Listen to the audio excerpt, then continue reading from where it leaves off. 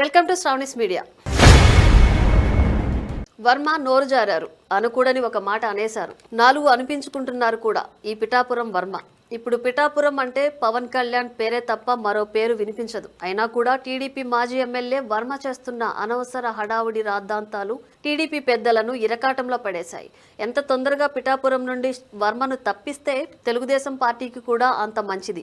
లేకుంటే రోజు ఇవే రాద్ధాంతాలు, ఫోటోల గొడవలతో ప్రారంభమైన కొట్లాటలు, విమర్శలు ముదిరి పాకాన పడ్డాయి. పిఠాపురం టీడీపీ మాజీ ఎమ్మెల్యే వర్మతో మాకు తలనొప్పులు పెరిగాయి, ఇది మా కర్మ అని టీడీపీ కార్యకర్తలు, పార్టీ సానుభూతి పరులే తలలు పట్టుకుంటున్నారు.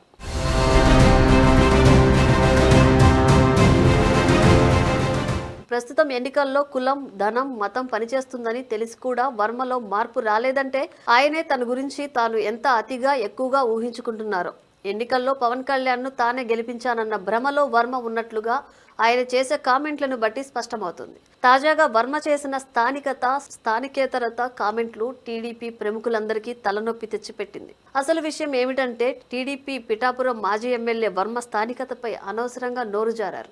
మేము ఇక్కడే పుట్టాం, ఇక్కడే పెరిగాం, ఇక్కడే పోటీ చేశామన్నారు. 3 దఫాలు ఎమ్మెల్యేగా పోటీ చేస్తే ఒకసారి మాత్రమే ఆయన గెలిచారు. వర్మ కులం ఓటర్లు పిఠాపురంలో చాలా తక్కువ. ఏదో అదృష్టం కలిసొచ్చి ఒకేసారి గెలిచాక వర్మలో అహం పెరిగిందేమో.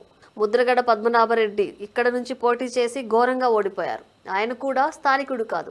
వర్మ గారి స్థానికత కామెంట్లపై ఒక జనసేన నాయకుడు సోషల్ మీడియాలో చేసిన వ్యాఖ్యలు సంచలనం రేపుతున్నాయి.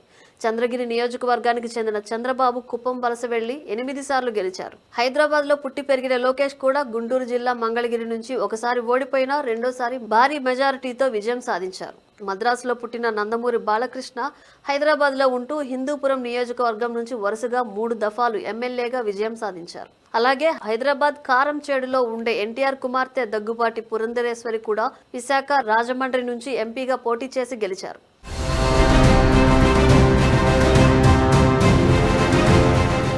ప్రజారాజ్యం పార్టీ పెట్టిన చిరంజీవి కూడా తిరుపతి నుండి ఎమ్మెల్యేగా విజయం సాధించారు. ఇలా చెప్పుకుంటూ పోతే అనేక మంది ప్రముఖులు సొంత నియోజకవర్గాల్లో పోటీ చేయడం లేదు. వారంతా మరో చోట నుండి పోటీ చేసి విజయం సాధించిన వారే.